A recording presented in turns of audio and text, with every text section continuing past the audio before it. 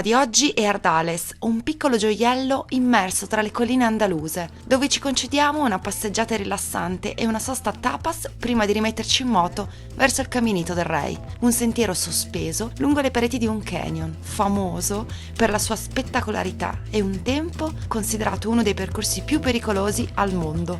Ma qui ci aspetta una sorpresa, scopriamo di aver bisogno di un biglietto che avremmo dovuto prenotare con mesi di anticipo. Costretta a cambiare i piani, ripartiamo per la prossima destinazione, una città viva e storica, Malaga. Siamo arrivati a Malaga e il tinto di verano è già stato finito, il primo della giornata. Benvenuti a Malaga, benvenuti nella terra che ha dato i natali a Pablo Picasso. A Malaga potete visitare la casa di Picasso. Malaga è la capitale morale dell'Andalusia, sebbene la capitale dell'Andalusia sia Siviglia. Ricordiamoci che siamo in una terra che ha visto la dominazione araba e questo lo si vede nell'utilizzo di quel prefisso al che troviamo in Almeria, ad esempio. La dominazione araba la vediamo anche nella presenza di un'Alcazaba, di questa fortezza, solitamente su un posto che domina, su un luogo alto che domina tutta la città, come abbiamo visto anche a Granada, e c'è anche qui la fortezza a Malaga. Ma dopo il 1500 c'è stata anche la riconquista cristiana e infatti troviamo una cattedrale, per cui abbiamo un'Alcazaba e abbiamo una cattedrale che sono, diciamo, quegli elementi che visivamente ci ricordano cosa e quali culture abbiano attraversato queste terre.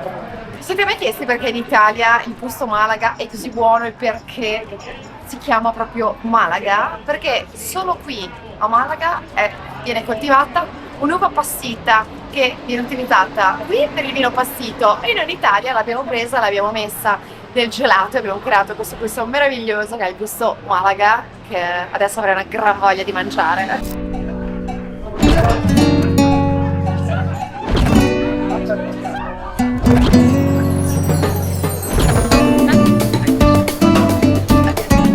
Un viaggio in moto dovrebbe affrontarlo qualsiasi viaggiatore perché ti crea un precedente. Poi puoi volerlo rifare, come no, e devo ancora elaborarlo io, ma ti dà una forza, ti regala una praticità nell'affrontare qualsiasi situazione che nessun altro viaggio. Io mi definisco una viaggiatrice hardcore, mi sono ritrovata nella giungla dispersa in Costa Rica, in Cambogia, sono andata a cercarmela in Marocco, in tutti i posti, quindi di sicuro dai viaggi ricerco, diciamo, una situazione che mi tolga l'equilibrio.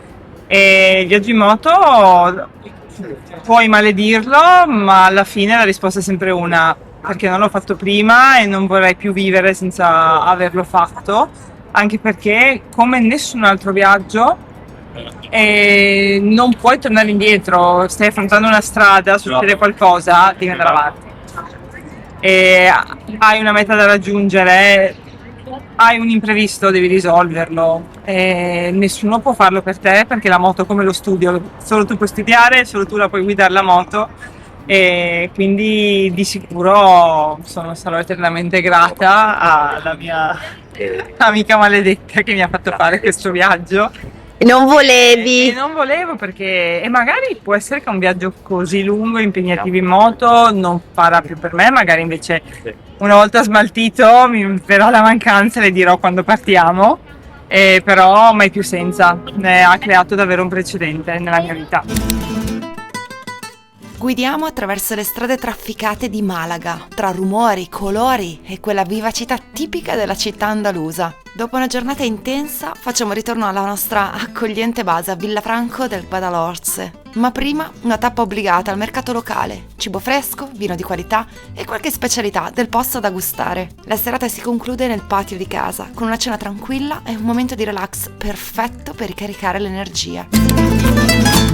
Buongiorno! Uno degli aspetti che più amo dei viaggi in moto è la routine mattutina. Caricare i bagagli sulle moto e vestirmi. Per alcuni può sembrare un gesto ripetitivo, ma per me è un rito che scandisce l'inizio di nuove avventure. In quei momenti sono completamente presente, concentrata sul qui e ora. I bagagli Moscomoto, morbidi e resistenti, sono ormai i miei compagni di viaggio inseparabili.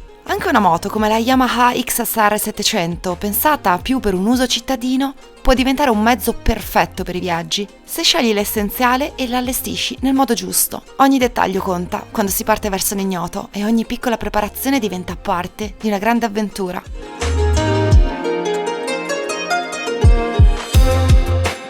La destinazione di oggi è Tarifa, una città che guarda verso l'Africa e porta con sé una carica emotiva unica. Percorriamo la costa della Luz, una strada da 1001 notte che ci conduce al punto più meridionale dell'Europa continentale. Qui il mare Mediterraneo si fonde con l'Oceano Atlantico e l'Africa si staglia all'orizzonte, vicina, come un invito ad attraversare i pochi chilometri dello stretto di Gibilterra. La strada è spettacolare, con scorci mozzafiato sulle acque blu che brillano al sole. È impossibile non godersi un percorso simile in sella alla moto. Eppure i miei pensieri sono rivolti a un appuntamento importante. Alle 14 devo trovarmi pronta davanti al computer, in abiti più puliti di quelli da moto. Saluto Gwenda e mi affretto verso il B&B sulle colline sopra Tarifa.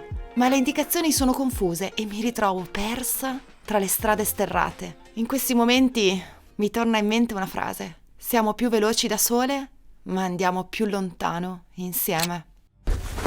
Altro po'.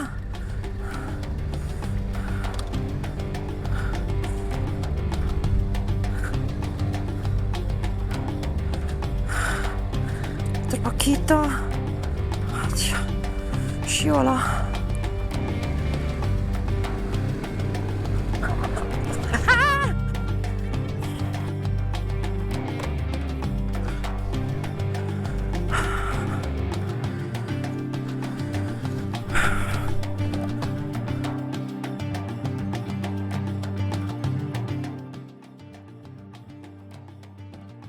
Serpentelli, volevo dire che mi sono appena laureata, sì, per la seconda volta, la volevo tanto, la seconda laurea in psicologia, collegata online per la programmazione e io pensavo di riuscire ad arrivare in tempo per sedermi di fronte a un tavolo, aprire il computer, invece ho fatto la laurea qui, seduta per terra,